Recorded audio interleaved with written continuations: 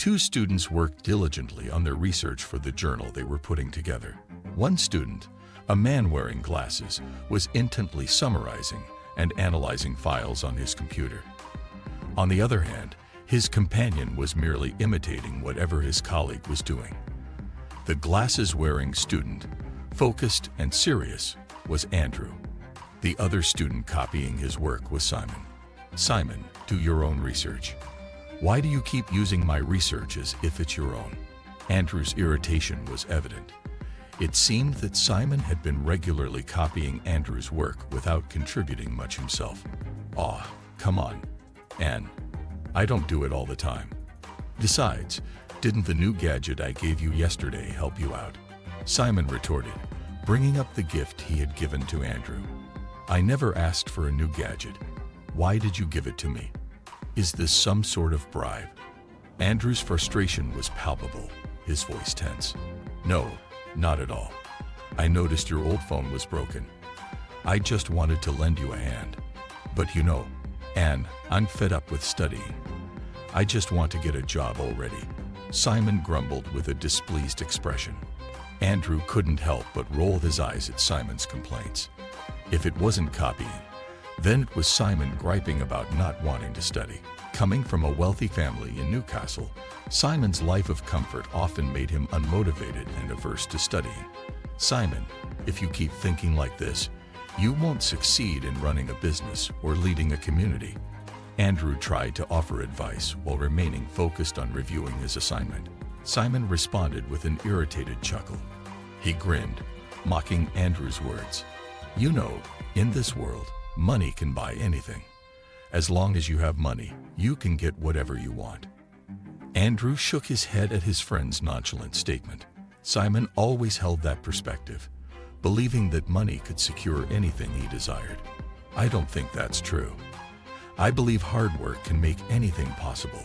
Even a garbage collector can achieve success through determination and wise financial management. Andrew responded. Simon stormed away, clearly annoyed by Andrew's perspective. Following that day, Andrew seldom encountered Simon. In fact, Andrew began attending university less frequently. News reached Andrew that Simon had taken over his father's business. While Andrew diligently worked on boosting his grades and building a strong educational foundation, Simon reportedly squandered the company's resources carelessly, assuming he had his father's support. Andrew embarked on an entrepreneurial journey, establishing a business involved in the trade of digital and electronic products. Within just 1 year, the fruits of Andrew's labor became evident. His meticulous planning, clear vision, and mission led him to establish branches in multiple locations. One evening, as Andrew was leaving work, an unkempt man approached him. Andrew nearly resorted to aggression before the man hastily revealed his identity. Anne, hold on, don't hit me. It's me, Simon. Andrew's hand froze in midair upon hearing the name. Andrew was taken aback by Simon's current appearance. Disheveled hair, untrimmed beard, and tattered clothes. The stark contrast between their appearances rendered Simon unrecognizable to Andrew. Simon, what's happened to you? How did you end up like this? You look so drastically different from the Simon I used to know and study with, Andrew exclaimed, thoroughly inspecting Simon from head to toe, his eyes wide with shock. Simon's eyes brimmed with tears, which soon overflowed and trickled down his dirt-streaked face. He seemed to crumble right there, clutching at his tangled hair in sheer despair. I've let everything slip through my fingers, Anne. I messed up big time, and now I'm paying the price. Simon sobbed, his voice breaking with every word. Drawing a deep breath and attempting to hold his own emotions at bay, Andrew stepped closer, placing a reassuring hand on Simon's shoulder. Come on, deep breaths. Share with me what happened. I'll listen, and perhaps I might be able to offer some insight or guidance, Andrew said, trying to bring some calmness to the dire situation with his ever-soothing and patient voice. Taking shuddering breaths, Simon managed to find his voice amidst his sobs. It's all gone to ruin, Andrew. I watched my dad's firm, a legacy of years of hard work, crumble because of my own negligence and arrogance. I thought I could just enjoy the luxuries, reap the rewards, without truly getting involved or understanding the nuances of the business. Andrew, his eyebrows furrowed in confusion and concern, asked, "But how?" That firm was a pillar in the industry. How could it have just collapsed? I got played. Betrayed, actually. I believed that if I entrusted someone with the company's finances and operations, I could relax and still watch the profits roll in. But the person I trusted took advantage of me. They took out a massive loan using my name and the company's reputation. Before I knew it, my dad's business was in billions of debt, with no clue about the money's whereabouts. Tears streamed down Simon's face as he recounted the series of unfortunate events that led to his downfall, a nightmare that stripped him of everything he cherished in a shockingly short span. My dad got sick due to all this stress. He's now in the hospital, barely hanging on. I'm at my wit's end. "Anne," Simon implored. A profound sigh escaped Andrew's lips. His heart ached for the predicament his former associate found himself in.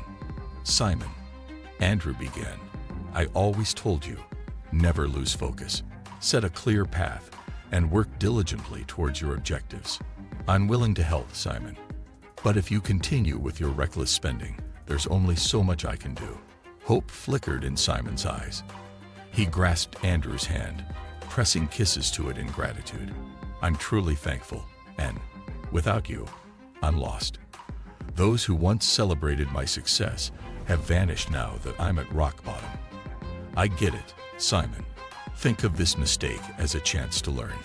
Every mistake has a lesson. The hope is you learn and don't do it again."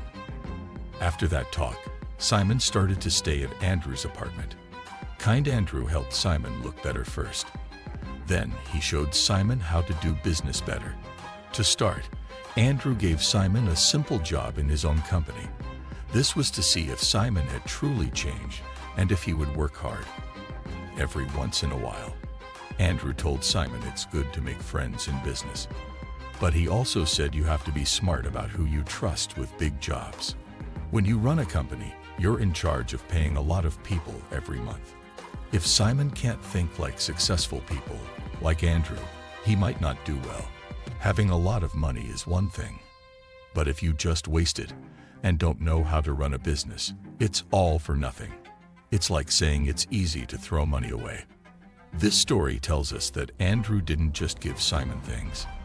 He gave him good thinking and lessons from his own life. Andrew always thinks in a good way and works hard to grow his business. From this, we learn that if you think and act right, a business can grow fast in just 1 year. But if you think in a bad way, in 1 year, a big business can go down and be gone.